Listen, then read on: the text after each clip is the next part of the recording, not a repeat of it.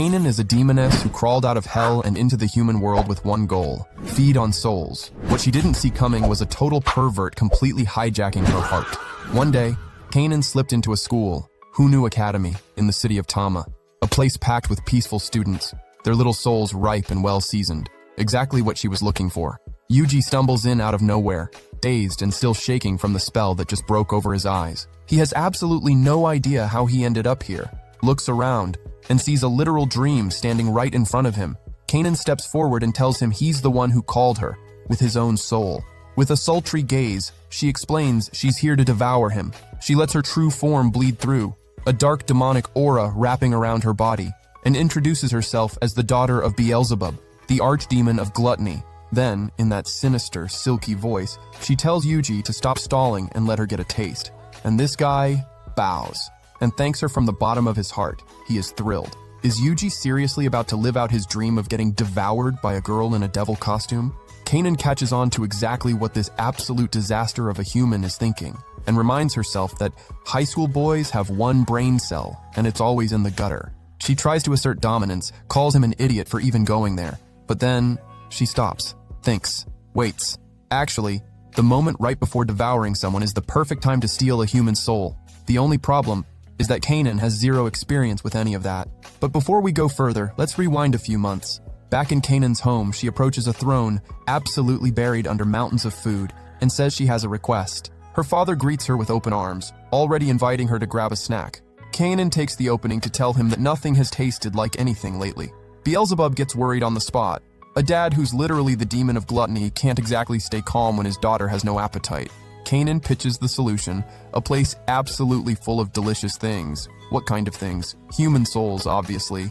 The big guy remembers trying something similar back in the day, but it ended in a brutal blowout with the angels. Kanan talks him down, says she'll do it differently, that it'll work out. And of course, Beelzebub can't say no to his daughter. But right before she leaves, he asks her something with real weight behind it. Kanan-chan, have you been eating with anyone lately? She smiles and says that good meals are private affairs. Back in the present, the human world has a new resident, Kanan, the gourmet demoness, gorgeous, magnetic, razor-sharp, talented, and built like a varsity athlete. She won over literally everyone at school, students, teachers, the whole faculty, and became the picture of perfection. Crushed it so hard she got elected president of the disciplinary committee. Kanan looks out at the academy like it's a ranch, and the students are her herd. Hungry, she starts hunting, searching for a soul with that extra kick, and then, whoa. That one right there has a color and a shine like nothing she's ever seen. That's definitely the one.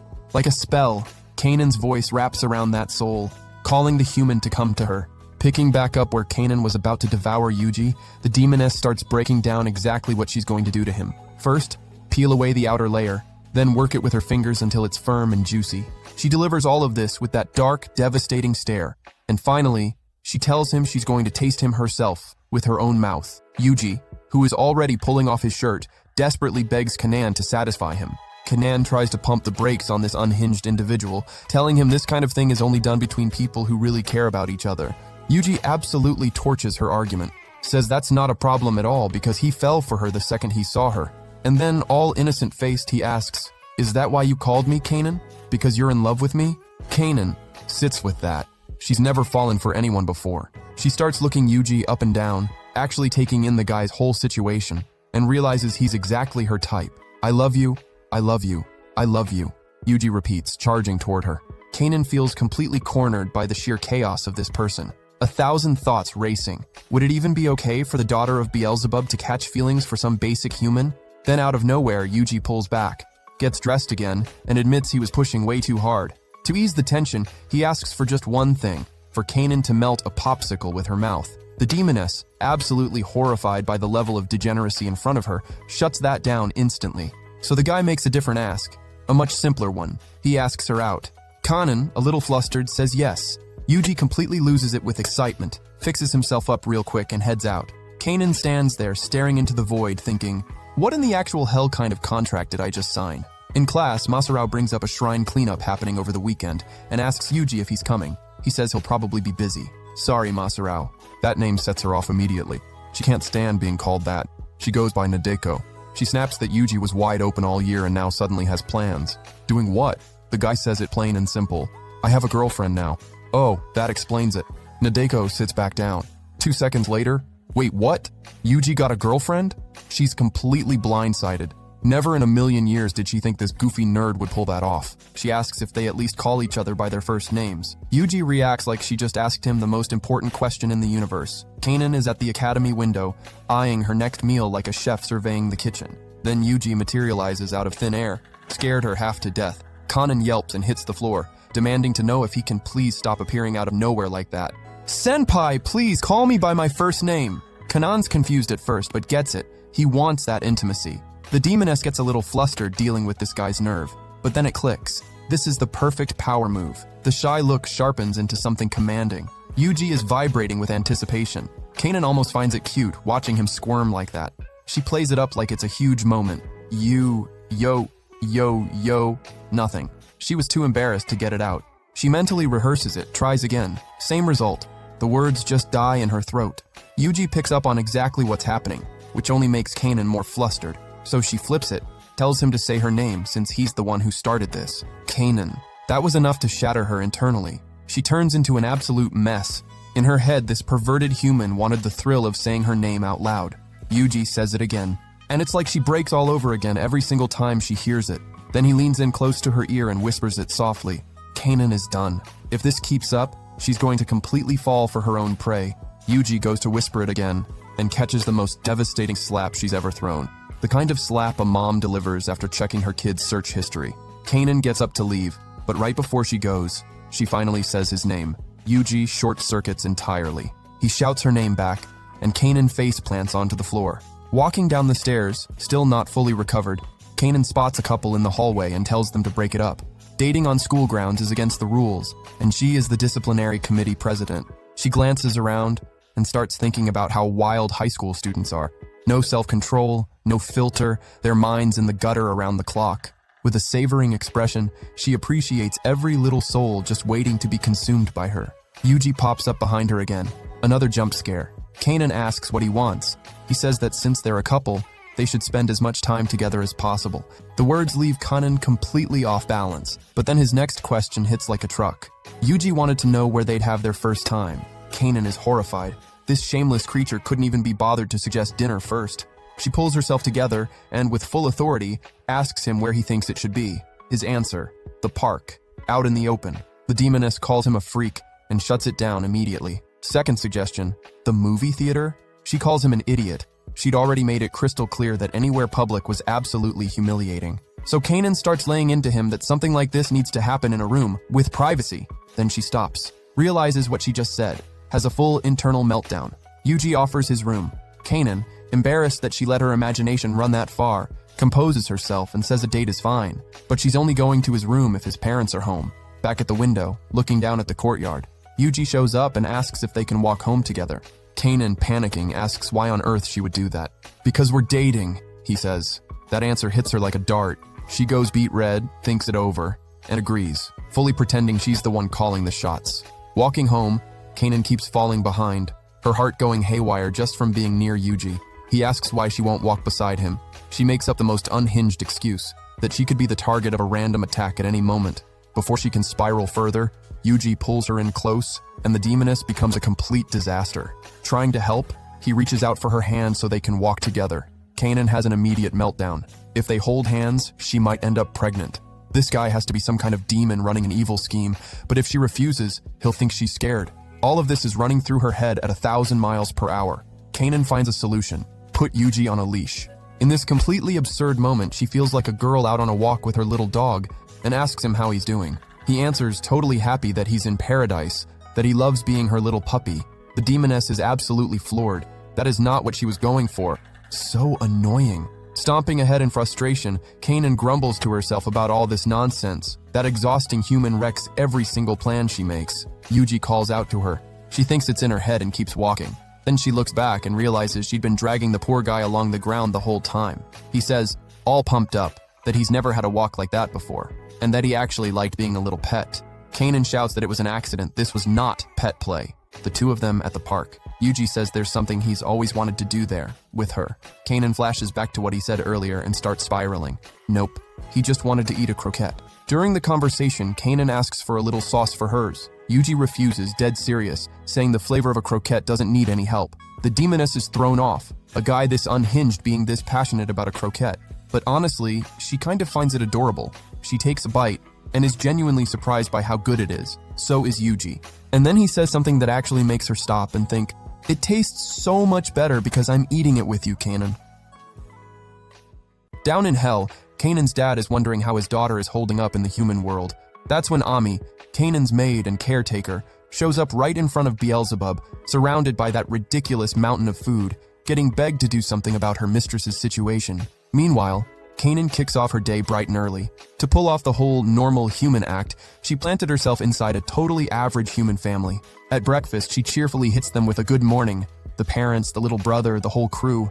This is the family she's using as cover to blend into the human world. How'd she pull that off? Simple, dude. She put a spell on all of them, making them believe they've always had an older daughter. Kanan is about to head out to tend to her soul farm when she says goodbye to her fake family, where she's been playing the role of the perfect daughter. Then the dad snaps back to reality. Wait, when did they have a daughter? The mom too. When exactly did she give birth? And the little brother, completely lost. Who the heck is this girl calling him her little bro? Thing is, Kanan has to refresh the brainwashing every now and then, you know? And just like that, she heads out for another day managing her flock. Outside, Kanan's walking alone, staring up at the sky, straight up talking to herself, completely satisfied, dreaming up fun new ways to mess with human beings. Inferior creatures. What are humans to her? Nothing more than food. While she was filming that imaginary documentary in her head, some guy pops out of nowhere asking what the heck Kanan was doing talking to herself out in the open. It was Yuji. Kanan demands to know why he was even there. Isn't it obvious? Yuji is Kanan's boyfriend, but that's beside the point. The real question is, how did he know where her disguised hideout was? Their teacher told Yuji where she lived. Like, she just leaked Kanan's personal info without a second thought. Yuji's about to invite her to walk to school together, but Kanan beats him to it. She'll go with him if he can catch her. And she bolts. Walking next to Yuji would be so embarrassing, man. Too bad. Kanan is a demon, but her physical stats compared to a human's are absolute garbage. Yuji strolls up beside her cool as a cucumber, while Kanan is completely wrecked, gasping for air, with that horrific stamina of hers. To save face, she pulls out a classic excuse. A truly great woman, even a superior one, must walk 3 steps behind her partner. She says it all sophisticated-like, but Yuji keeps a straight face and says that's actually very wifely of her. Wife! Kanan pretends she already knew that. She looks away to hide the absolute disgust written all over her face. Dang it! Yuji offers her some water since Kanan looked completely wiped out, but he asks her to leave a little in the bottle because he wanted some too. Kanan stops to think. Hold on, did Yuji just want an indirect kiss through the bottle? She looks at him, looks at the bottle, totally flustered. But no way! She chugs the whole thing in one go, crushes the bottle, and tosses it in the trash. Not happening. At school, Kanan and Yuji end up walking together anyway, even though she wanted distance. Then someone calls out to her. Boing boing! It was Ami. Without a second thought, Kanan drags Ami in a full panic into an empty classroom. What are you doing here, you useless maid? Oh, what a question, right? Ami was there to keep Kanan company. Kanan shoves her aside, saying that's a load of nonsense. Yuji shows up right there asking who this was. Kanan gives in and answers. That was Ami, her live-in maid, who had also been taking care of her since she was little. Of course, Ami charmed her way past Beelzebub with all that charisma of hers. But honestly, the relationship between Ami and Kanan went way deeper than that, because they were childhood friends. Kanan absolutely did not want Yuji meeting Ami. Why? Because Ami is a shameless, thirsty succubus. Obviously, Yuji would fall head over heels the second he got a chance. Kanan immediately warns him to stay as far away from Ami as possible. She was a dangerous maid. Ami, already intrigued, asks Kanan to introduce them, but things get intense when she spots Yuji's soul. So radiant, Ami lunges at Yuji, completely drooling, but Kanan yanks her back instantly. That one's taken. Ami asks why. Kanan answers, dead serious. Because Yuji is my boyfriend. Ami goes absolutely wild over that answer. Kanan is beat red. The lonely queen finally got a boyfriend? This is huge news. Ami starts poking at Kanan with a million questions. How far have you two gone? Did you go all the way? Tell me everything. Kanan answers with stars in her eyes. They walk together around the neighborhood and also shared croquettes at the park. Ami is crushed. A middle schooler's romance? Ami tries to give her a little push. Kanan's been around for thousands of years. What's she stalling for? Just let him put his hands on her commission. And she keeps going. If Kanan keeps dragging her feet, she'll swoop in and steal the prize. Yuji shuts Ami down, saying his girlfriend was Kanan, the loyalty bro. Kanan tells him to get over himself, but he was just stating facts. Ami says that's fine. She doesn't mind sharing. and asks Yuji to add her as his girlfriend too. Kanan freaks out. Ami can't do that. Ami keeps messing with her, throwing herself at Yuji, who then asks Kanan, "Am I turning into a total catch?" Which only makes Kanan even more furious. "You miserable little creature." Then Kanan notices a bunch of students collapsed all over the hallway, all looking like blissed out corpses, and that trail led straight to the study room. Kanan is already suspicious of Ami and rushes over. She throws open the door and Ami was getting it in with the teacher? Kanan walks out crying from the sheer embarrassment of catching Ami like that. What the heck is going on out in the hallway? "Oh, humans?" Ami answers like it's the dumbest question she's ever heard. But Kanan goes off, furious. That soul flock was hers. She raised them, looked after their well-being, kept them healthy, and she's completely beside herself that Ami got there first. Come on, she didn't even sample them. Ami says Kanan is way too slow. Kanan claps back that at least she has standards. Ami denies it. "I have standards." Kanan, about to explode, asks, "Why'd you go after the old guy? He's adorable. And that girl? Such a cutie. And the chubby one? So squishy and lovable. And the delinquent? He makes my heart skip." Kanan is seething. Ami really does go for literally anyone. But to Ami, they're all charming. The old man helped her out, the girl offered her delicious little cookies, the chubby guy was just so fun to squeeze, and the delinquent brought her some super emotional shoujo manga. Humans are just so wonderful. Kanan picks up on something genuinely good about Ami. She can see the best in people. Better yet, she only sees the best. Ami has always been popular, and now Kanan gets why. It even stings a little with envy. But even so, Ami is still guilty for that pile of knocked out students scattered all over the school.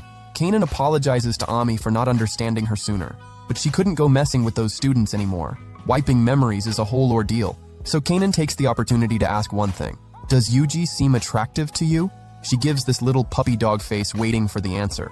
Ami says she's not going to feed into Kanan's silly little jealousy. Kanan immediately denies it. She is not jealous. Yeah, right.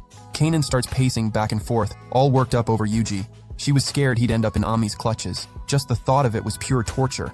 Then an idea hits her. Have Yuji work alongside her, supervising the students together. If he's by Kanan's side, there's no reason to worry about Ami, right? Kanan thinks Yuji is way too full of himself for such an inferior little being and completely spirals. Yuji feels a cold shiver run down his spine. It was just Kanan appearing behind him with a total demon face. Then a girl carrying a stack of papers walks by in the hallway and ends up dropping everything. Yuji goes to help the poor girl up, but when she looks at him, she's completely swept away. What a crush. The girl tries to ask Yuji for help, but Kanan cuts in immediately. Right now, he's not available. "Yuji, are you this popular with girls all the time? Jealous?" he asks. "I'm not jealous. Don't get the wrong idea." This is Ami pulling the strings behind the scenes, playing dirty. Another student comes running, late, and crashes into Yuji. Looks up at him and, "Oh wow, he's so cute." Kanan yells at them to keep moving. Another girl tumbles down the stairs. Yuji catches her in his arms and she immediately asks for his name. Kanan yells again. Then another student is flagged down by Yuji. He tells her she's got a piece of Naruto on her head.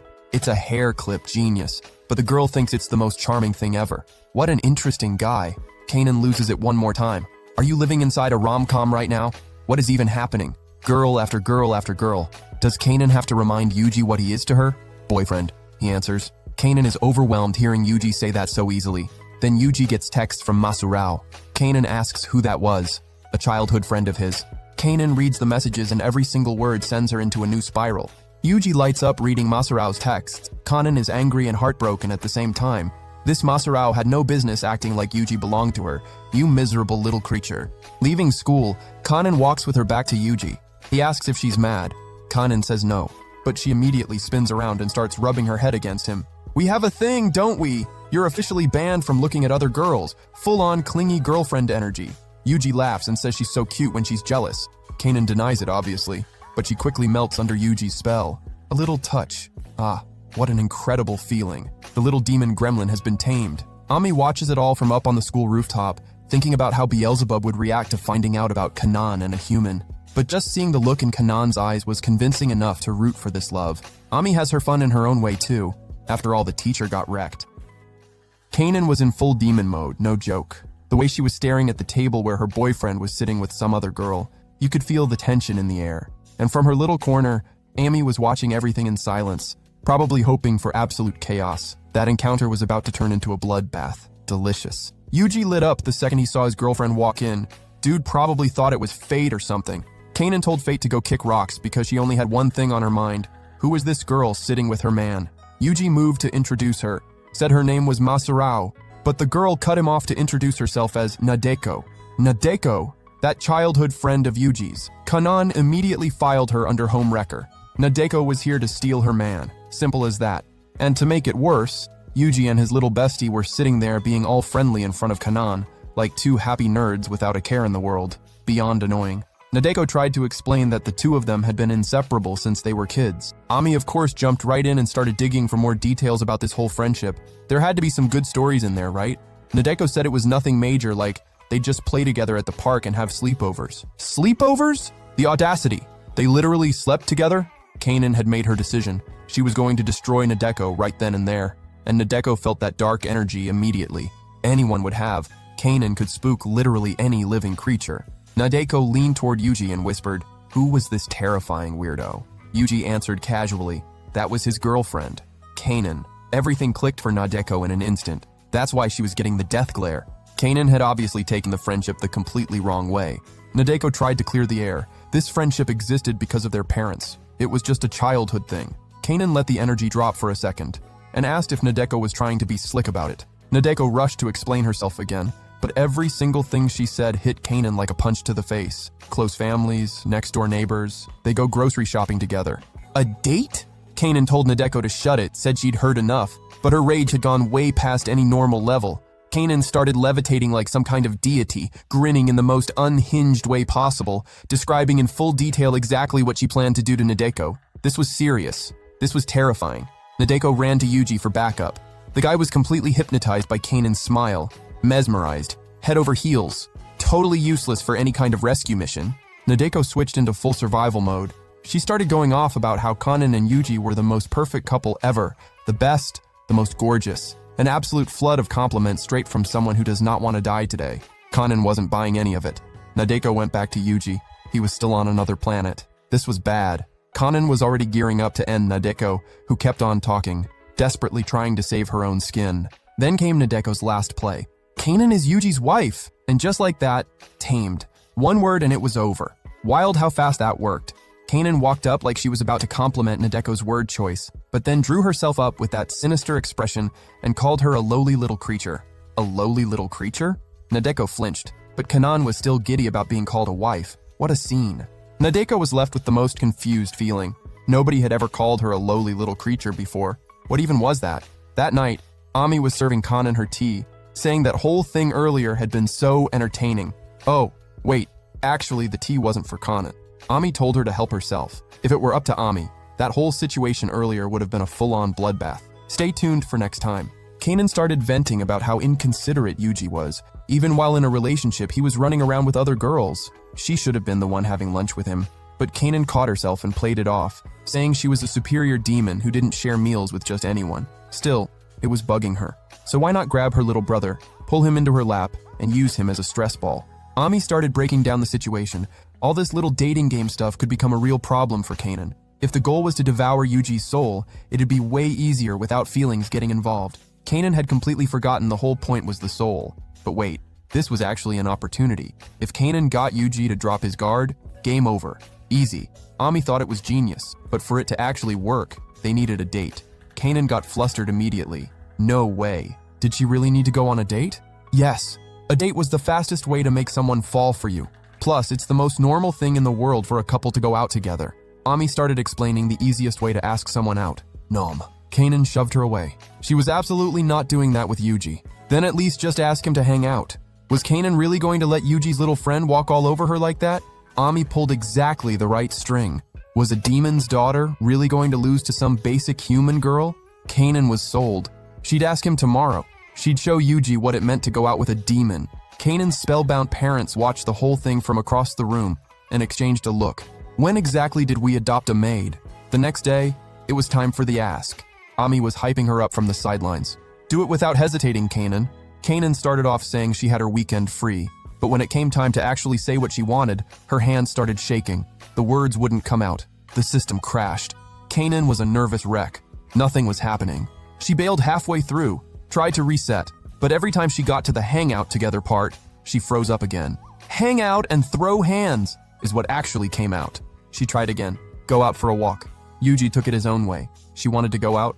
walk around, and find someone to beat up, obviously. Kanan snapped, lost all patience, grabbed Yuji by the shirt and finally said, very clearly, that she was asking him out on a date. She gave him the place. She gave him the time. She let go and walked out of the room. She needed air. She'd finally asked Yuji out. Her heart was about 2 seconds from leaping out of her chest. Amy patted her on the head and told her she killed it. Finally, the date. They went to the Sky Tower, the tallest tower in all of Japan. Dude, super high up. Yuji was pumped. Kanan had her evil agenda locked in, make Yuji fall completely head over heels and hand over his soul without a fight. The plan was in motion. Yuji moved closer and said the view up there was beautiful, but that Kanan was even more beautiful. He looked her over and noticed something. No, actually, never mind. Kanan was ready to kick her terrifying plan into gear. She tried to wave Yuji over to the window. She tried to grab his hand. Crickets. She tried again. More crickets. Why was Yuji doing this? He always grabbed her hand. Oh, right. Yuji was scared of heights. Kanan just needed to give him a little push. She sidled up real close, all innocently asked what was wrong, whether maybe he was afraid of high places, and grabbed his arm. She wanted Yuji's heart racing. Except Kanan hadn't quite realized what was happening, until she pulled Yuji's arm, which sank straight into her very ample, very glorious chest. Kanan clocked it immediately. The floor disappeared from under her. Yuji asked the question. He knew it wasn't going to land well. Kanan tried to shut him up, but he didn't stop. Kanan, were you not wearing a bra? Kanan went full tomato. She'd been so nervous earlier that she'd completely forgotten to put one on. That's why Yuji kept looking away. Yuji asked if it had been on purpose. Kanan lied through her teeth. Yes, it was to get his heart racing. Demon strategy. Is your heart racing? She asked, looking absolutely done with herself. Through the roof, Yuji answered. Yuji had fallen right into Kanan's trap. The plan had been, date, no bra. Yuji even asked for another hug. Kanan was finished. There would never be a second time. Kanan had her face planted on the table while Yuji ate like everything was perfectly fine. He offered her a piece of takoyaki, told her to open up. Kanan thought it was ridiculous, embarrassing, but she caved. She braced herself, leaned in, opened her mouth. Nom. Okay, not bad, she'd admit that much. But Kanan was annoyed by the smug look on Yuji's face. Now it was her turn. She offered him a bite. And nom. Yuji got played. Kanan announced with full royal attitude that toying with lesser beings was just fun. She was not feeding Yuji. Yuji looked at her and said it made him happy to see her smiling, because she hadn't exactly been looking great before. Man, what a thing to say. Kanan couldn't look him in the eyes, and that's when it hit her. She was catching feelings. Yuji went even further, said he'd do anything to see her smile. Kanan felt something twist inside her. She was planning to devour this guy's soul, and she felt just a little bit bad about that.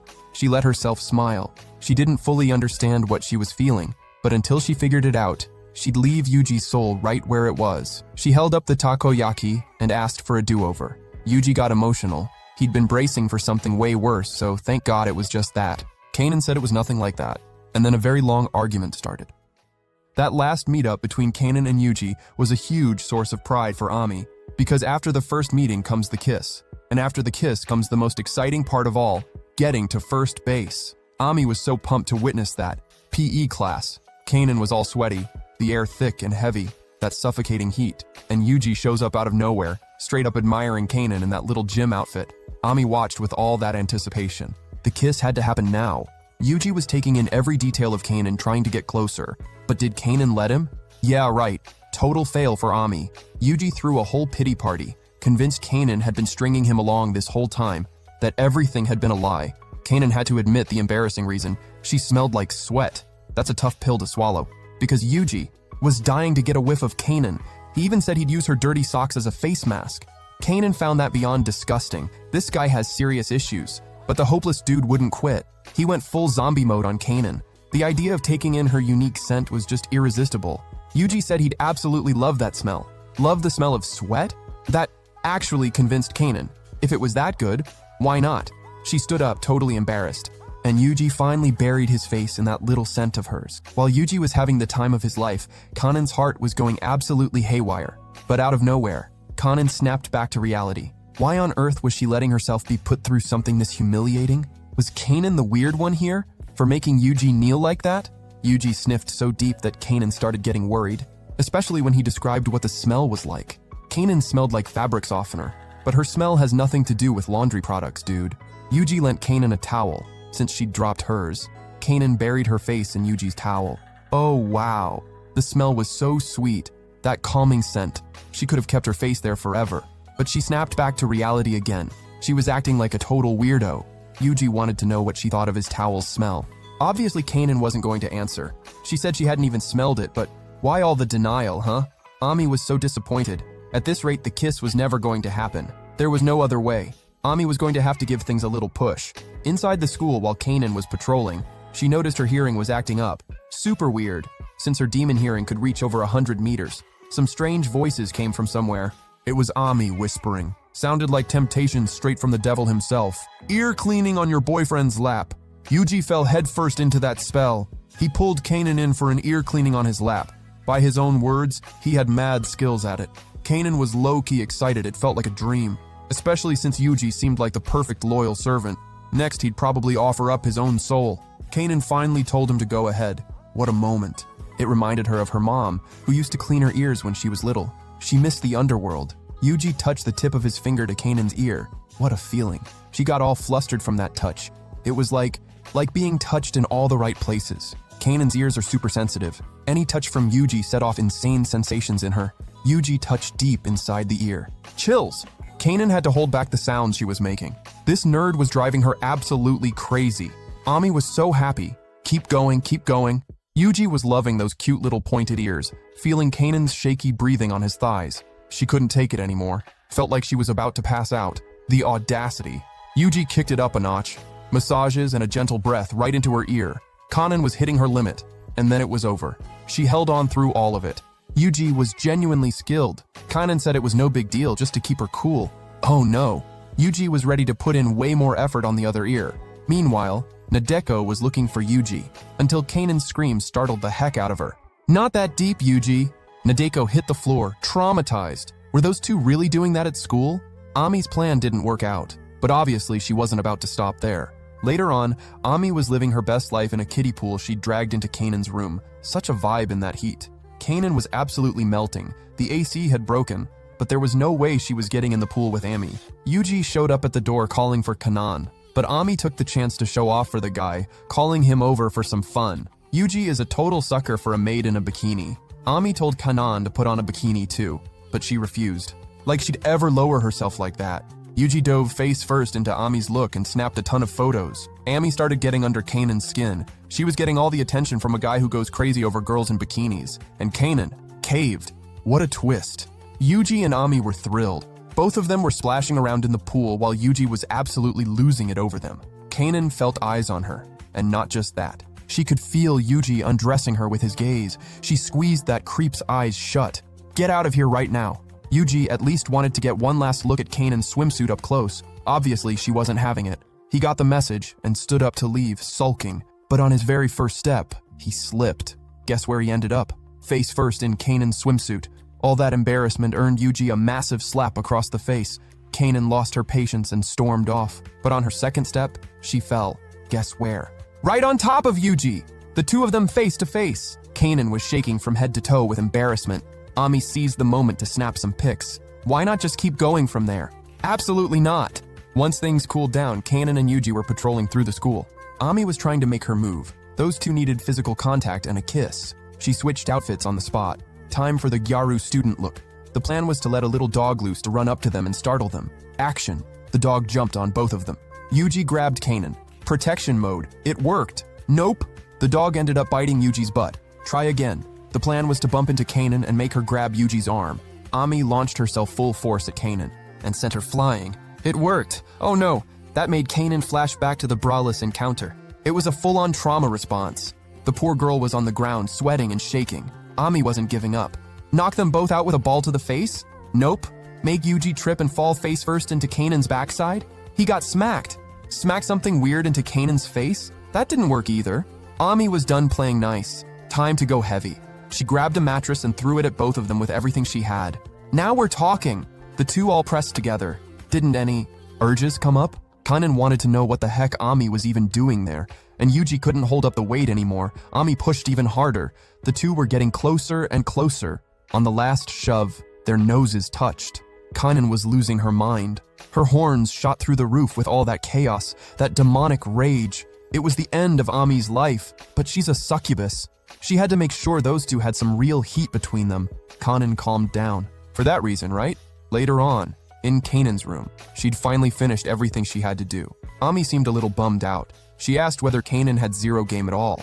Her plans were so good, and still, the guy hadn't even touched her. So lame. Kanan defended herself. It was because she never gave him an opening, obviously. No guy could resist her. Ami asked to put that to the test, since that's how it was. Kanan agreed, even though she was not thrilled about it. Late in the afternoon, Yuji showed up calling her to head home together. She pretended to be asleep. Yuji came closer, feeling bad about how tired she looked. That little face of Kanan's made him think about how adorable she was. Was he starting to cave? Kanan let out a tiny smile, seeing Yuji about to give in. He'd never be able to resist her like this. Yuji ripped his shirt buttons off real quick. Here we go, going all in. Yeah, right. It was to cover Kanan up with it. What a gentleman, for real. But Kanan didn't want him to resist. How about making things a little more tempting? Yuji almost fell for Kanan's assets, but used every ounce of willpower to keep doing his workout. Kanan turned up the heat even more. Yuji flat out refused to give in to temptation. Kanan threw pose after pose after pose. Yuji couldn't even work out anymore. His desires were winning.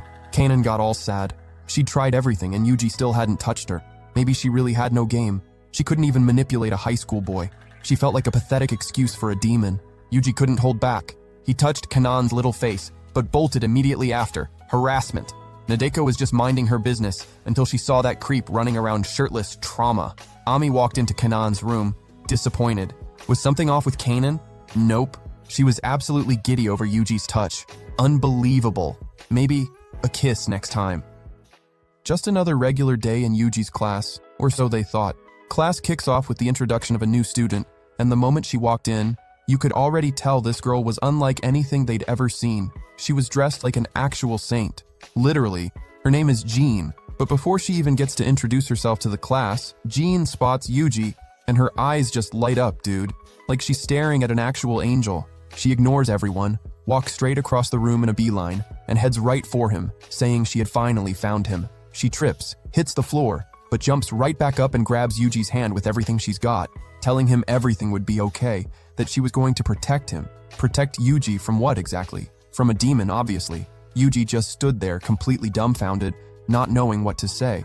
But what was really catching his attention was the saint's underwear. Yuji takes John to the nurse's office and asks the doctor to check out this crazy girl who wouldn't stop rambling about demons. But John can't stay still for even a second. She stands up and explains everything with dead serious energy. She's a divine messenger from the heavens. Yuji's soul is pure, and because of that, he has the potential to become a saint. But that soul is in danger, because a demon wants it. So Jean came down personally to protect him. The doctor takes a drag from her cigarette, looks at him with the most unbothered expression imaginable, and says she totally gets it. There's a demon after Yuji, and he needs to listen to Jean. Except the note she quietly slips him says Jean is completely out of her mind, and that if he just plays along with the weirdo, she'll be out of his hair in no time. Then Jean announces she's going to perform an incantation to drive away demons. All she needed was a little holy water. Oh, but they were fresh out of holy water. No problem. The saint has a solution. She climbs on top of Yuji and starts preparing the saliva she'd use on him. The heavens had requested this, okay? The saliva was inches from touching him. Yuji was in full panic mode. And the doctor? The doctor simply gave the couple some space and slipped right out. In sheer desperation, Yuji yells that he was not converting. That completely stops Jean in her tracks. Kanan, who was passing by in the hallway, heard the saint's whole scene and opened the infirmary door to see what was going on. And she saw absolute chaos in front of her very eyes. Hooking up inside school? She yanks the curtain open to find out which two idiots were responsible and nearly has a heart attack. Yuji was cheating? She was about to lose it. But then the saint passes out right in Yuji's lap, and he throws himself at Kanan, burying his face in her with tears streaming down. He's the victim here, come on. Kanan gets it and just wants to know who this knocked out weirdo is. The doctor peeks in and reveals the reason for the fainting spell. She was starving. They whipped together a meal for John, who was seriously hungry. Kanan was still shooting daggers at her with her eyes, but she could feel some kind of divine energy coming off the girl and started wondering if she might actually be an angel. And then it hit her. Wait, had the angels found them out? Jean, now with a full stomach, thanks Kanan for the food and calls her an angel. Okay, so they hadn't been found out. Kanan cuts straight to it. Who are you and why are you after Yuji? The girl stands up with all the holy dignity she can muster and introduces herself, says her name is Jean, and that she was sent by the angels to protect Yuji's soul from a demon. Kanan nearly short circuits. The divine beings had found them. Yuji butts in and says he doesn't get how someone from heaven can cosplay a saint without wings or a halo. Says those details are pretty much essential for a quality cosplay. The saint has absolutely no idea what cosplay is, but assures them she's not an angel. The proof that she came down from the heavens is a divine mark, except the mark is below her belly button. So she lifts her skirt to show them. So innocent, she doesn't even realize flashing her underwear at strangers is kind of a problem. Kanan shuts that down immediately, says she doesn't need to show anybody anything. Yuji shows up just to snap some pics of the iconic moment, and still thinks both Jean and Kanan are in cosplay. Is this dude ever going to get it? Jean wraps Yuji in a full-on divine hug, promising to protect him with her overflowing love. Kanan yanks Yuji by the hair and calls Jean a perv. The saint is absolutely floored. A perv? She doesn't even know what that means. Kanan makes it crystal clear. Yuji belongs to her, and she's not handing him over to anyone. The guy gets all emotional while Kanan tries to backpedal. Jean interprets the whole thing in the most innocent way possible, concludes that Kanan is in love with Yuji, and asks the Lord to bless the couple. Kanan ignores the whole circus and asks if Jean knows what the demon looks like. She says yes, and even pulls out a photo. Jean studies it closely, and it hits her. Kanan is the demon! She throws herself onto Yuji in a panic, saying she won't let Kanan seduce him. Kanan calls Jean a perv. She's the one who was seducing Yuji. She yanks Yuji away from the saint's grip, and the whole thing was honestly too much even for him.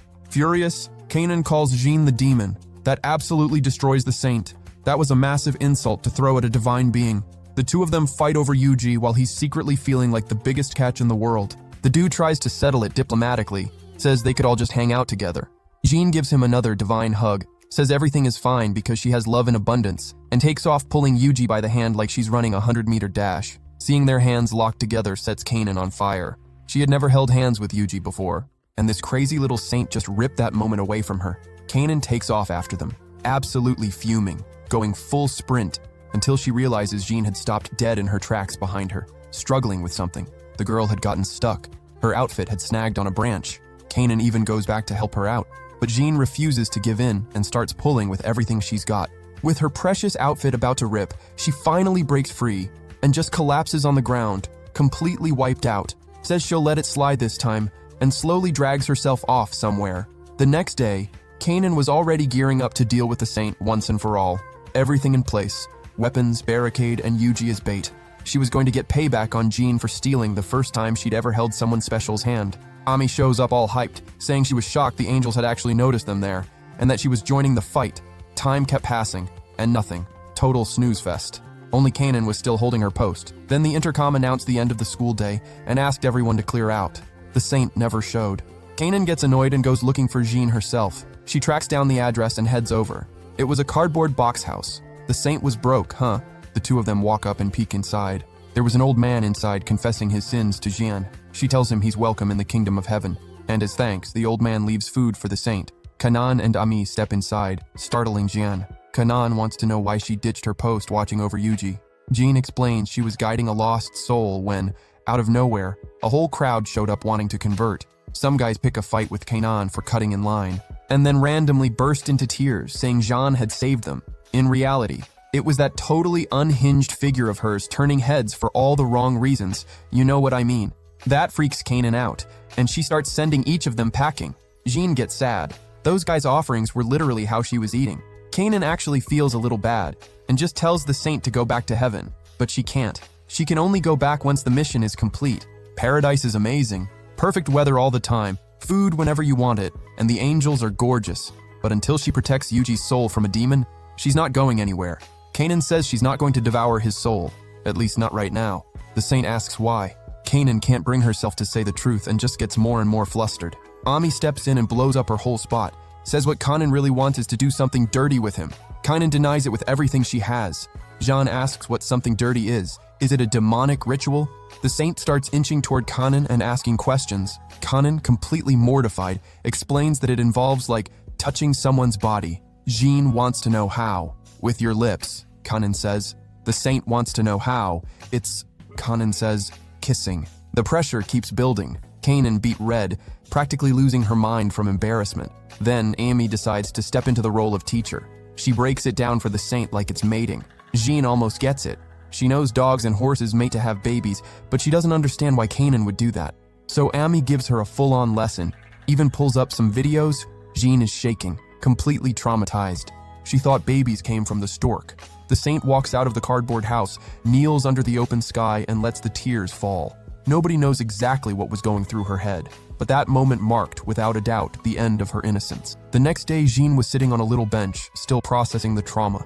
Yuji was confused. Kanan, on the other hand, couldn't care less about any of that. She only wanted one thing. She worked up the courage, reached out and took Yuji's hand, and asked him to walk home together. And just like that, the two of them headed off, hand in hand, while the saint stared somewhere out at the horizon, searching somehow for just a little bit of the innocence she had lost. Yuji and Kanan were casually walking to school. When Jean showed up out of nowhere screaming Yuji's name, Kanan was already not feeling this annoying saint just popping up like that, you know? But wait, what's up with that uniform Jean switched to? Okay, fair enough. School requires uniforms. The problem is that this uniform was a sailor outfit, completely random and nothing like their school's dress code. Yuji was stunned, thought Jean looked way too cute in it. But Kanan completely lost it. Like, Yuji seriously got swept up over a uniform? Of course, Kanan was already cooking up some payback. She was going to use every last bit of her demonic cruelty to make him pay.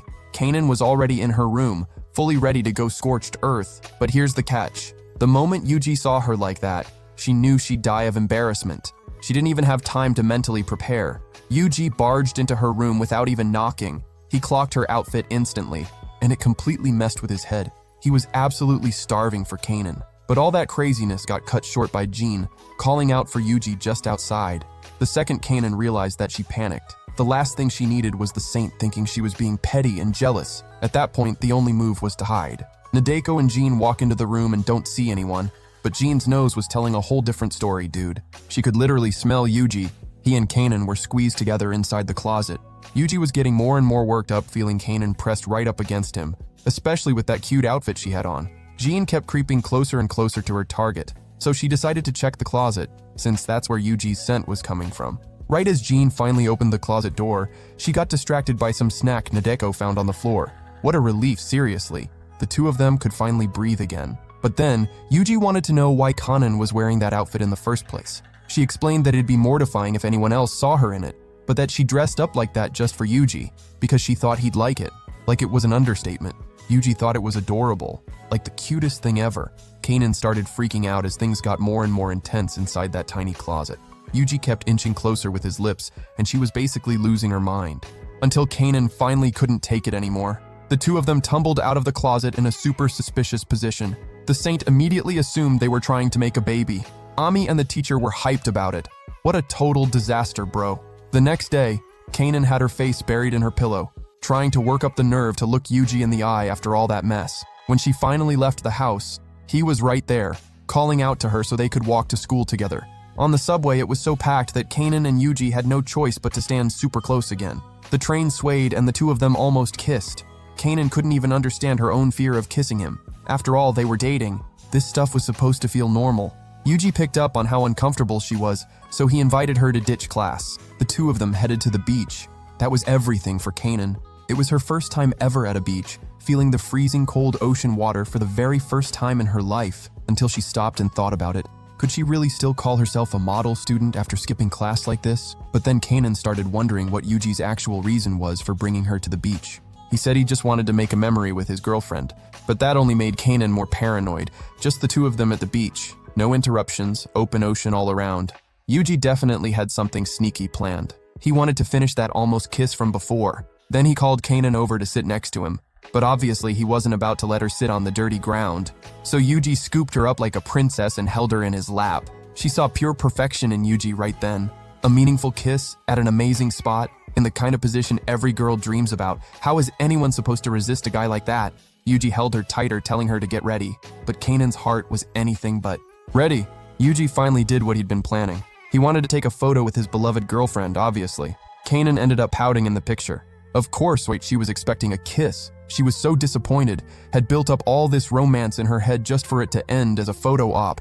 She had her demonic rage fully activated until out of nowhere, a massive wave knocked them both flat. They got tossed right onto the sand, but both of them were cracking up laughing. Meanwhile, Ami was out there searching for Kanan from the top of a utility pole until she spotted the saint sniffing out Yuji's trail. Jean was convinced Kanan had possessed Yuji into ditching class, but she ended up walking straight into a trap. Ami had her right where she wanted her, sent the saint to lead her straight to Kanan. But Jean doesn't take orders from demons, so she wasn't getting any Pocky out of this deal. Ami came in with an even stronger temptation. Jean barely held on. Don't cave. But then Ami went full psychological warfare and was about to eat the Pocky right in front of her. Jean surrendered to the demon's temptation. Kanan and Yuji were tucked away in a little private room. Yuji had bought them both new outfits to change into. They were in the middle of unbuttoning their clothes when Kanan asked Yuji not to look while she was getting undressed. Yuji put on his best innocent face. You'd never guess he was already plotting to sneak a peek at Kanan's figure. He told her she had nothing to worry about because he was a gentleman and would never spy on a lady. Trust him, right, Kanan? How naive. Well, anyway, the saint actually managed to track down where those two were hiding. Ami was confused. The two of them were at an internet cafe. Jean didn't even know what the internet was, but Ami was absolutely sure Kanan and Yuji were in there having a very private moment. The saint wasn't having any of it. She could not let that happen. Kanan was taking off her clothes when she suddenly had a reality check about the fact that she was changing in front of Yuji.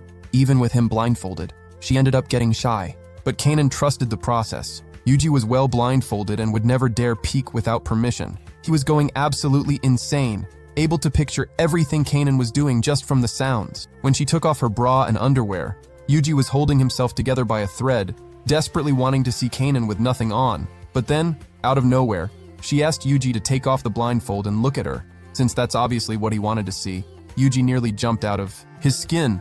Kanan just wanted to know what the heck kind of outfit he had even bought her. This pervy gentleman?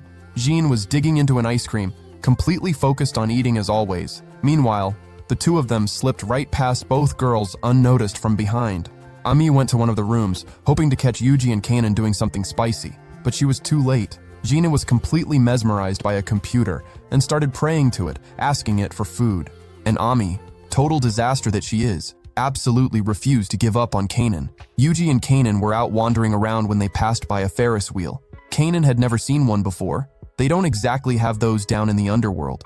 Yuji asked Kanan if she wanted to try it out. Kanan tried to play it cool, saying she wasn't some little kid who needed to ride carnival attractions, but if Yuji really wanted to go that badly, she couldn't exactly say no. Up at the top, already on the Ferris wheel, Kanan took in the city view, completely blown away.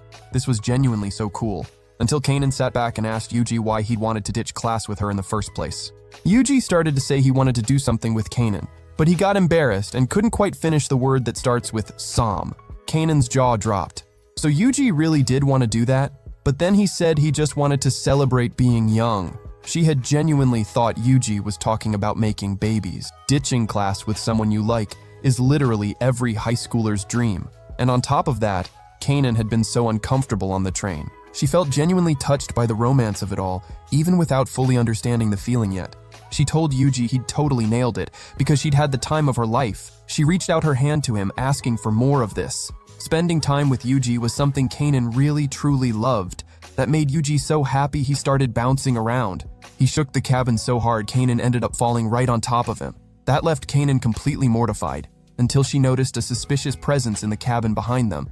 It was Ami cheering them on for the spicy stuff, and the saint, begging them to stop being inappropriate. Kanan could barely believe those two had actually managed to find them, but whatever. She was so exhausted she asked to borrow Yuji's shoulder, taking in the view, side by side. Nadeko and Yuji were in Kanan's room, begging her to help them study. Because, let's be real, those two wouldn't pass the semester even if they cheated on absolutely everything. Kanan shut it down immediately. Figure it out yourselves. But Nadeko kept pushing, said Kanan was the only one who could save her grades, the smartest girl in the entire school. Then Yuji took it way too far, dude. He threw himself on the floor and grabbed onto Kanan's skirt, begging not to spend the whole summer in remedial classes like a total loser. And that's when something shifted, because suddenly, she wasn't just Kanan anymore. She was the teacher. Nadeko and Yuji started calling her teacher. Repeating it so many times, it slowly started messing with her head. There was no going back. Kanan was already in character, fully suited up and ready to educate these two hopeless little disasters. But meanwhile, Nadeko got lost in her own thoughts. Ever since the day she met Kanan, she couldn't stop thinking about her. It was a different kind of feeling, like weird, but in a good way. Did Nadeko actually have a crush on Kanan? Anyway, the students got ready to learn. And Yuji? A complete disaster at math. Such a lost cause that Kanan straight up humiliated him on the very first problem. And honestly, Nadeko loved every second of it. She said she needed help with math too, so Kanan agreed to tutor them both. First, she asked Yuji to solve a problem. The nerd didn't even know where to start, and to Kanan that was just pure stupidity. Then Nadeko asked Kanan to check her homework. It was completely perfect. Kanan praised her, said she expected nothing less. And that compliment, man, it hit Nadeko in a way she totally didn't see coming. Like pure happiness just overflowing inside her. But even so, she felt unsatisfied. Because Kanan was helping Yuji with straight-up contempt, completely losing her patience over that avalanche of wrong answers. So Nadeko got an idea. What if she made the same mistakes? Would Kanan treat her badly too?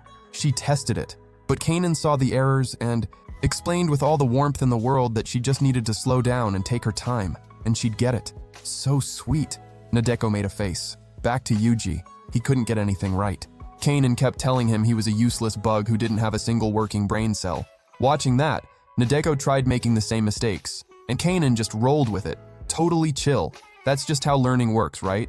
Yuji couldn't take it anymore and started running his mouth, even throwing in some dirty jokes, and Kanan shut him down immediately. Nadeko tried the same kind of inappropriate comments to see if Kanan would snap at her too. But nope, she was treated like a little angel. Again, that's when Nadeko completely broke down in tears.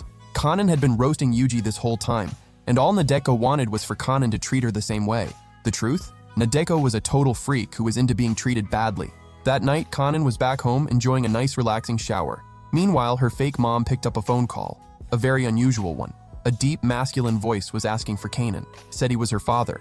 It was Beelzebub, and a woman's voice could be heard grumbling in the background, while the fake mom just tried to figure out what on earth was going on. Then the woman on the phone said she was Kanan's mother, and thanked the fake mom for taking such good care of her precious daughter. Total shock. The fake mom went to have a little talk with Kanan, told her she'd just spoken to her mom and dad on the phone. Kanan tried to explain, to soften the blow somehow, but the fake mom had already jumped to her own conclusion. Those people on the phone were a sugar daddy and a sugar mommy. Lucky girl. That was way too far. At school, Yuji celebrated with everything he had because he passed. Finally, a proper summer break. Beach, festivals, total freedom, all thanks to Kanan. But she was not happy about it at all. She wanted Yuji on a leash. Ami had to explain to him that Kanan wasn't going to be able to see him during summer break, and that she was going to miss him. Kanan denied everything, said it had nothing to do with that. She was just scared of Yuji running around unsupervised doing who knows what. Oh, so he should do those things with Kanan instead, right? She refused. But honestly, all Yuji wanted was to spend summer break by her side. That would actually be kinda nice, but unfortunately, it wasn't gonna happen. Kanan would have to go back to the underworld for the break. At that, Yuji offered to go with her. Thinking about it, that could actually work. Ami felt the need to remind everyone that any human who set foot in the underworld would get torn apart by demons. Then Kanan explained to Yuji that her family was of the highest nobility, and a lowly little human like him could never set foot there. But if he wanted it that badly, Kanan could figure something out. Yuji could barely wait to see the underworld. Ami asked if Kanan actually had the power to bring humans to the underworld, and that made Kanan start to sweat. It was the first time she'd ever invited someone to her place. She'd have to make sure her room was clean, prep some snacks. But honestly, Kanan didn't care one bit about Beelzebub's reaction. Ami couldn't hide how emotional she got over that love story playing out right in front of her. And then, everyone headed to the mall. New swimsuits were absolutely non-negotiable. Jean was there too, already worried about food. Classic her. But anyway, the underworld had a lake, which meant bikinis. Jean agreed that spending the day at the lake sounded super fun. Suddenly, Kanan told everyone to stop. She just wanted to know what the heck Jean was doing there with them. Obviously, she was there to protect Yuji. She'd follow him to the ends of the earth. Kanan couldn't care less. That's when Nadeko showed up, and Kanan without missing a beat. Oh, it's Nadeko, the little lowlife. Being called a lowlife was absolute heaven for Nadeko. She went completely weak in the knees right then and there. Kanan wanted absolutely nothing to do with any of that nonsense. Inside the swimsuit store, Ami had a genius idea. All the girls were going to try on bikinis and show off how they looked. Kanan thought it was completely inappropriate, immediately thinking about Yuji. Jean asked if she was embarrassed. But of course, Kanan wasn't embarrassed at all. Anyway, time to pick something out and get changed. Kanan stood there staring at the bikinis, wondering which one Yuji would like, then completely froze when she caught herself thinking that. But then she looked to the side and spotted the perfect one. Adorable. Ami was looking for something bold. She really wanted to see people's reactions. Something sexy, obviously. Nadeko didn't really have the guts to wear a bikini in front of people, especially in front of Kanan. The big reveal finally came. Ami went first. A sexy bikini that looked absolutely perfect on her. Yuji loved it. Then came Nadeko in a super daring bikini, and a collar to be pulled around like Kanan's little pet. Traumatizing to see your childhood friend like that. Then Jean. She had on the most bizarre outfit. Was it supposed to be a little piggy? The store lady showed up explaining that Jean had requested a custom outfit, but when it came time to take measurements for her massive frame, the lady got so annoyed she ended up making a bikini out of deli ham packaging. Demonic rage in human form. Finally, Kanan's turn. She was a nervous wreck, absolutely refusing to come out of the dressing room. Everyone else had picked sexy bikinis. What would they think when they saw what she chose? Everyone was buzzing with anticipation over what the little demoness had picked. Ami just yanked the curtain open. A one-piece. Adorable, to an almost criminal degree. Yuji thought it was the cutest thing ever. Kanan was definitely the winner, the most adorable one of all. Late at night, 3:33 in the morning, everyone was at the Interworld station, the demon rail that goes straight to the underworld, a private train that belonged to Kanan's family. Everyone was already boarding. The train took off. Outside the windows, a gorgeous transition into another world. Inside the car, something completely unexpected was about to go down. Kanan felt the urge to use the bathroom, but it was way too embarrassing to say that in front of Yuji. Jean noticed Kanan looked agonized and figured she was planning something with Yuji, so she couldn't leave her side. Except Jean was also absolutely desperate to go. Ami noticed both of them were holding it in. She needed to go too, but there was no way she was missing this comedy gold. Jean stood up to go relieve herself, but Kanan stopped her, provoked her by saying it was dangerous to take her eyes off her when she was sitting this close to Yuji. The holy warrior had to sit right back down. Now, Kanan was finally going to the bathroom, but Yuji ruined everything by asking where she was going. She made up an excuse, said she just needed to grab her bag, and Yuji went to get it for her. Kanan sat back down on the seat, feeling like it was about to be a disaster at any second. Yuji put her bag right on top of her, made everything 10 times worse. Ami was losing it over how funny this was, but she could just go to the bathroom herself. Except no, because Kanan wasn't letting that happen either. Ami took a kick to the leg hard enough to fracture it. All three of them were in agony, completely past the point of no return. Yuji noticed everyone seemed restless and decided to step up. He offered freshly brewed coffee, made by his own hands. Unfortunately, coffee is a diuretic. Their bladders were about to explode, but Kanan just couldn't turn down that adorable smile of his. She downed the whole cup in one go. The coffee was so good that Kanan could practically feel its entire origin story. The flavor so soothing that even her urinary system started to calm down. Yuji was so happy she liked it. He was genuinely emotional, finally understanding people who meal prep for the ones they care about. Kanan was at her absolute limit. Jean gave in to the temptation of the coffee. Ami was suffering with a broken leg. Then Kanan called out to Yuji, like she was saying goodbye. She'd hit the end of the road. She just needed to know if he'd be by her side no matter what happened. Of course, for her he'd do anything. And then, Yuji simply stood up and walked to the bathroom. The rage that exploded between the girls was instant. All three shot to their feet for battle. Ami was the first one down. Kanan charged forward, and Jean made her return to paradise. Meanwhile, in the underworld, Kanan's younger sisters, Milch and Miel, were chatting excitedly about their big sister coming home with an alleged boyfriend. Beelzebub was just doing his thing, as always, demolishing an absolutely ridiculous mountain of food while a bunch of gorgeous girls waited on him hand and foot. That's when one of the servants walked up with a message. Kanan had arrived in the underworld, and she was still incredibly cute as always. Beelzebub already knew that much. His daughter was so adorable it was actually a serious problem. Dad was constantly worried she'd end up mixed up with some sketchy guy out there. The servant took that moment to drop the bombshell. Kanan had brought her boyfriend with her. Beelzebub could not believe this was actually happening. Meanwhile, Yuji and Jean were standing outside Kanan's massive castle with their jaws on the floor. I mean, not exactly a surprise, right? She had mentioned she was nobility. Yuji pointed out that, even so, the south of the world was a seriously gloomy place. Jean, on the other hand, was hyped. It was her first time visiting the south of the world. That's when Kanan had to set the record straight for these two clueless idiots. That wasn't the south of the world. It was the underworld. Jean's whole world crumbled. The thought of being alone in enemy territory scared her half to death. When the doors opened, they were greeted by this over-the-top grand reception put together exclusively for Kanan. Jean was absolutely mesmerized, while Kanan herself looked like she wanted to disappear from all the attention. The servants were collecting the luggage, while Kanan told Ami she was going ahead to meet her father. That's when Yuji screamed her name at the top of his lungs, just to ask where the bathroom was. Off he went. On his way back, he ran straight into a total knockout who offered to help him. Yuji started moving in, slow and steady. But then the girl started picking up on something off about Yuji. She realized he was a man. She was terrified of perverted men. Yuji, meanwhile, thought she was the pervert who had broken into the castle, and immediately went into protect mode for the gorgeous lady. Except then, by total accident, he shoved his butt in her face and sent the poor girl into a full-on panic. Yuji was ready to throw hands with this so-called pervert until he took a massive kick to the back.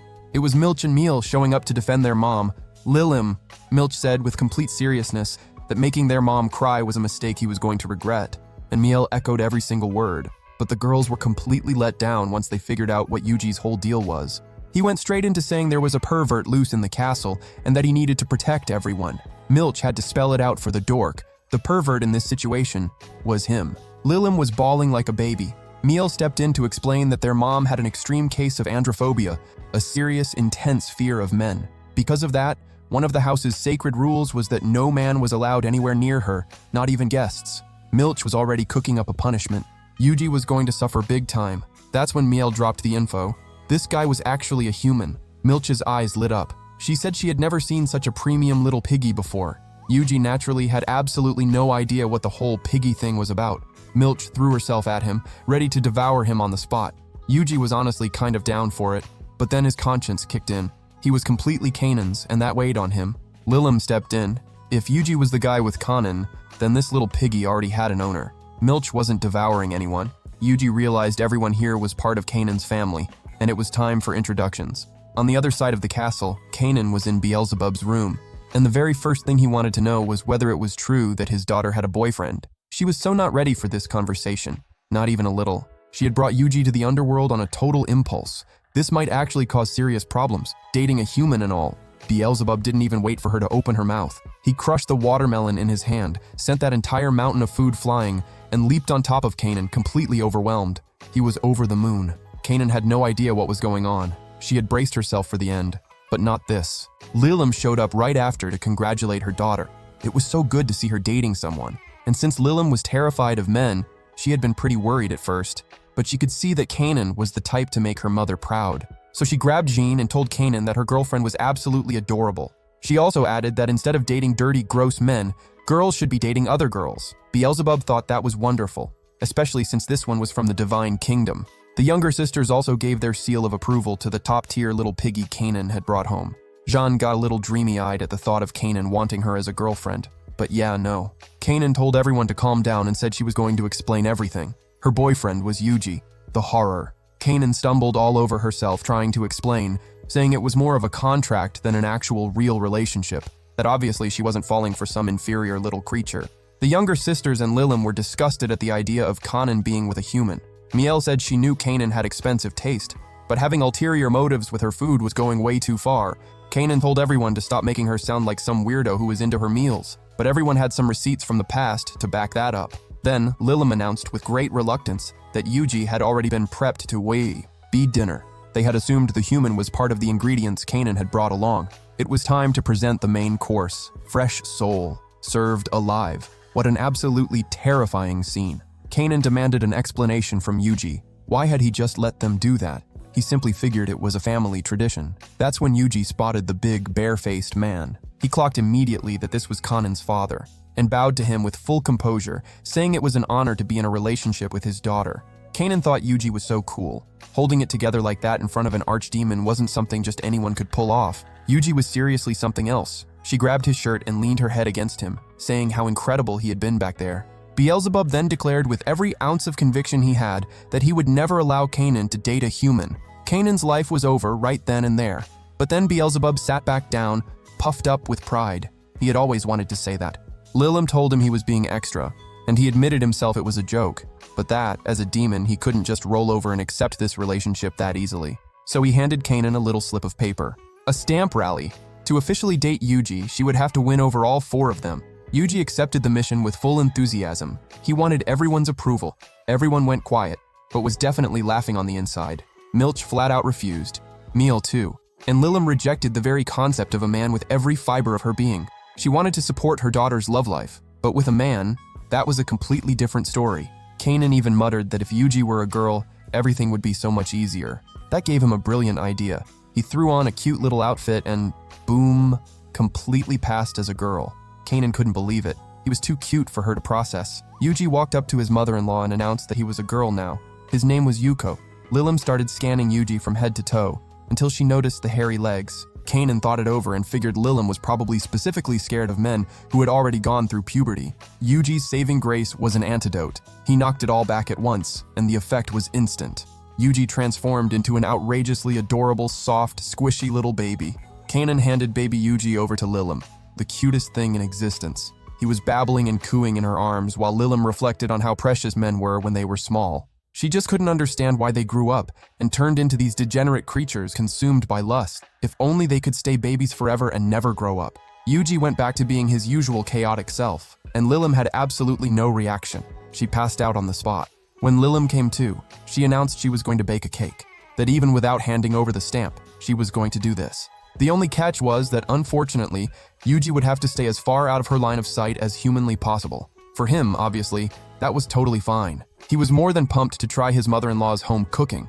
Kanan heard that and immediately volunteered to help her mom. She wanted to impress. Lilim knew her daughter was not exactly a star in the kitchen, but she understood right away that what Kanan really wanted was to do something for her boyfriend. The joy of getting to cook alongside her daughter was enormous. First task, cut an apple. Kanan gripped that knife like she was about to obliterate something. Lilim told her to stop before things escalated.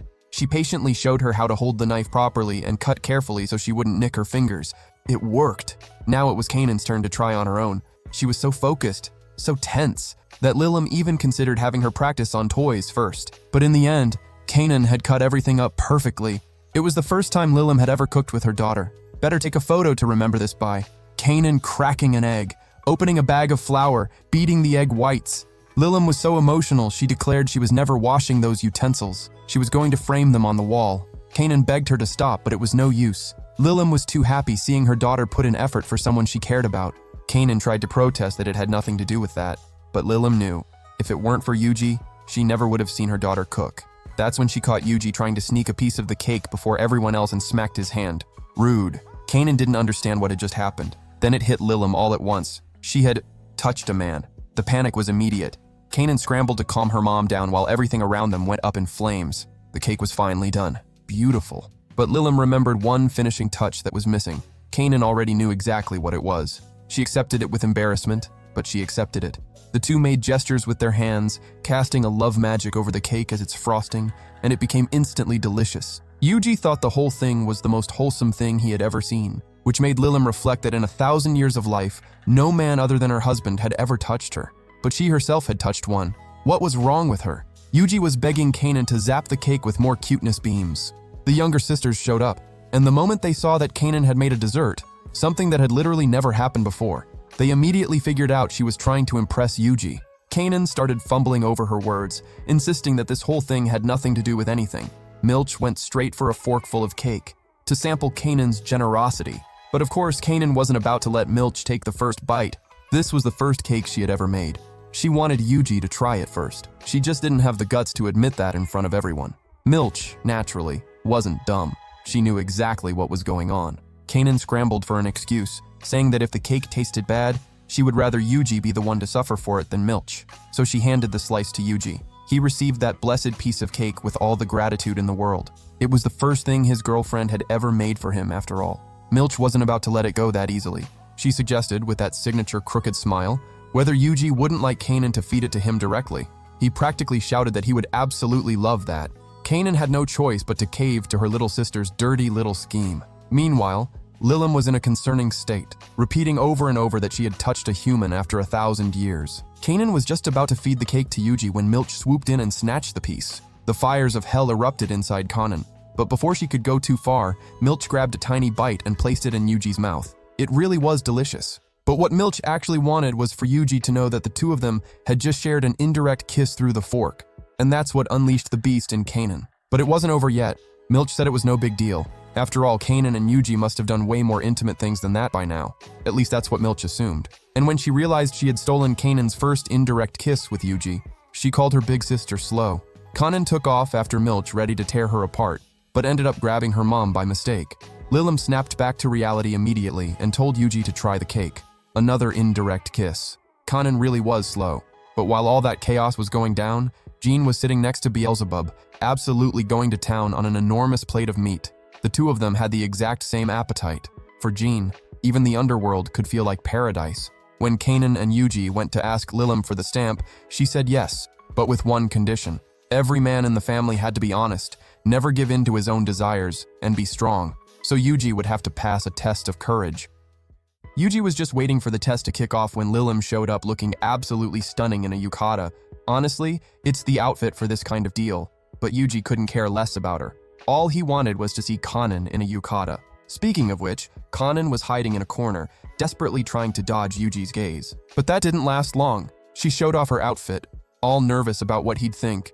And man, it was the most beautiful thing Yuji had ever seen in his entire life. Dude looked like he was about to cry. Lilim, poor thing, felt completely invisible.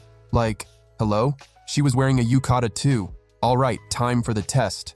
Lilim knows the perfect spot.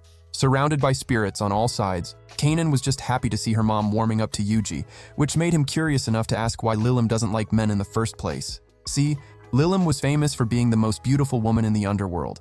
Marriage proposals rolled in every single day, but the guys kept getting bolder and pushier, and fear slowly built up inside her. So Kanan asked the question everyone was dying to know. If Lilim hates men so much, how did she end up married to Beelzebub? Lilim starts explaining that it was Kanan's grandmother who introduced her to Kanan's dad. Thousands and thousands of years ago, Beelzebub was presented to Lilim as her fiancé. She obviously wasn't feeling it. He was a man, after all. But here's the kicker. Beelzebub wasn't feeling it either. He had the audacity to tell her to fix her face, calling her straight up ugly. Lilim went to her room to take out her frustration on a pillow. She tried to brush it off, telling herself Beelzebub was just some immature kid. But those words stung bad, especially when no one had ever said anything like that to her before in her life. Then curiosity got the best of her. Lilim wanted to figure out what kind of person this Beelzebub actually was, why he was so different from every other guy, and, most importantly, why she felt so weirdly calm around him. Problem was, dude wouldn't even look at her. Lilim cooked up a genius plan. When Beelzebub walked by, she'd whip open her coat and flash him her red lingerie. Kanan cannot believe she has a mother like this. Then the last person Lilim wanted to see showed up, one of her suitors. He pinned her down, wrapping his tentacles all around her body. She screamed for help in an instant, and a red lightning bolt tore through the air. It was Beelzebub. He dropped the guy in one hit and grabbed Lilim, telling that tentacle freak to get his hands off his woman. Lilim was absolutely floored, but at least the creep bounced. Beelzebub set her down, apologized for calling her his woman like that. But also, what was Lilim even doing dressed like that? In the end, he told her he found her to be an interesting woman, and flashed that smile that hits you right in the soul. Lilim and Kanan completely lost it with happiness. With a guy that cool and chivalrous, how could Lilim not fall head over heels? Lilim decided to speed things along with Beelzebub. He kept asking if this woman was out of her mind, and yeah, out of her mind for him. She decided it was time to express all the love she was feeling, and that's exactly how the three little demonettes came into the world. Anyway, back to the test.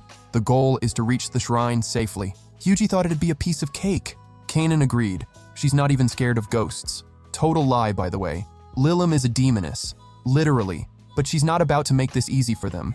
Yuji has to protect Kanan from evil spirits and resist Lilim's seductive attacks. Only then will he pass the test. They'd barely started climbing when Kanan grabbed onto Yuji's shirt, saying she didn't want him to get lost. Lilim knows the real tea.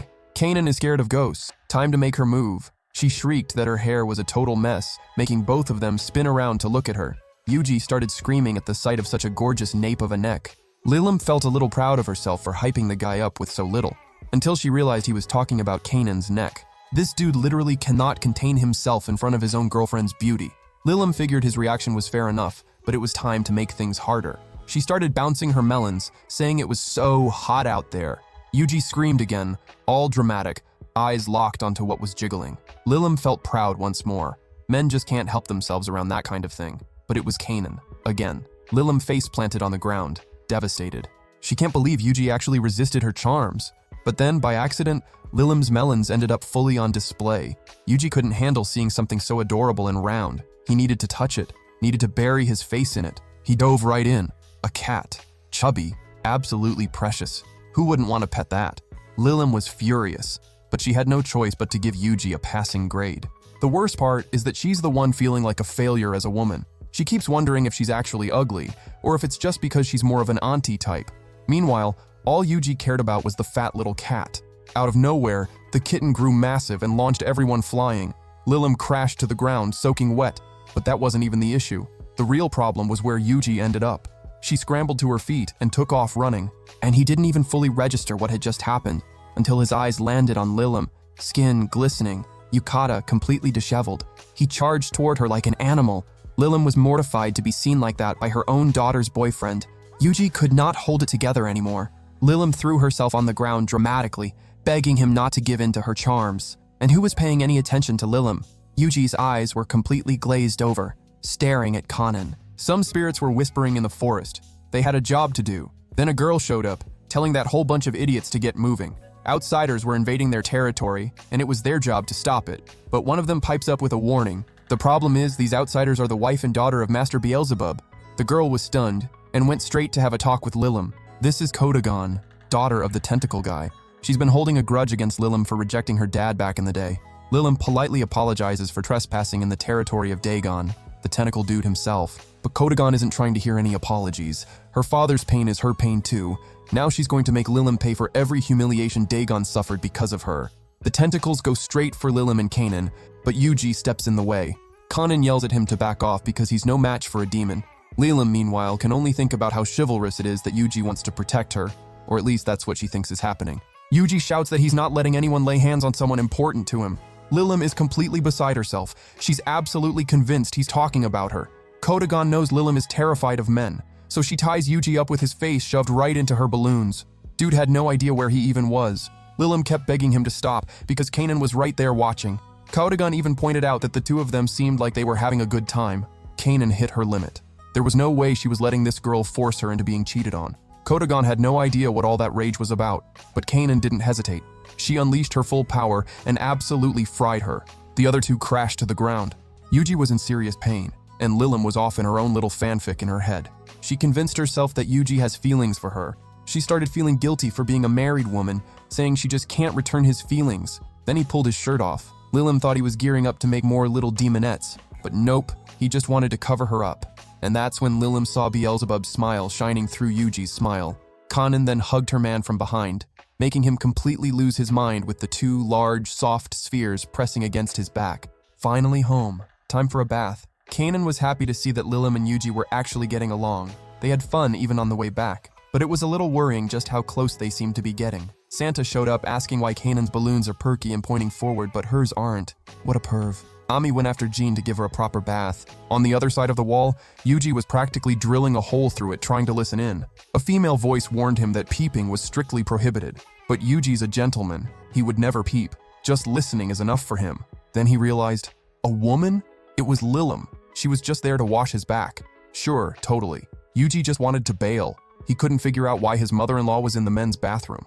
She wasn't letting him leave under any circumstances. She genuinely wanted to wash her son-in-law's back. And so it happened. Completely unhinged situation.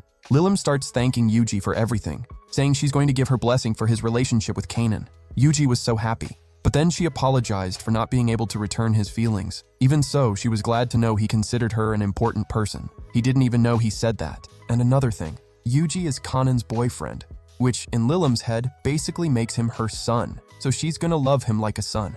Yuji had absolutely no idea what this crazy woman was talking about.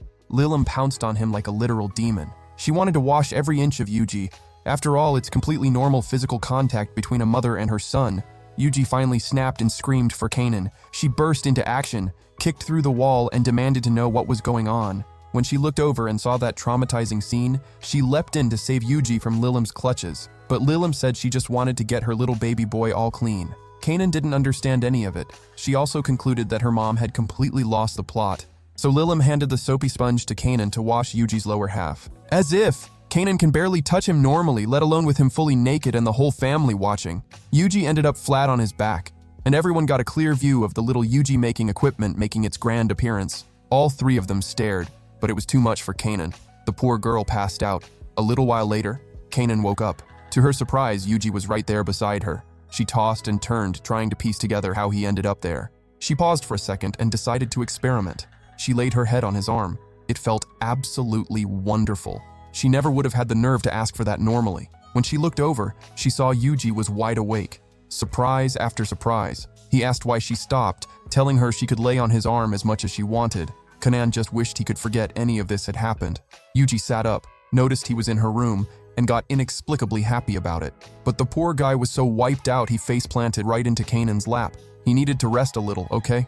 He said that laying there would get him feeling better in no time. Those legs, soft as a baby's, marshmallow-level softness, could cure anything. Kanan got a little quiet, placed her hand on his head, and apologized. She'd wanted them to have a nice trip together, but it turned into a total disaster. Yuji got genuinely happy. He said he got to see whole new sides of Kanan, that Lilim is so sweet to him, that her family is so awesome. And because of all that, Kanan needed to smile. Her eyes lit up. She leaned in for a kiss, but then she bared her fangs and chomped down hard on Yuji.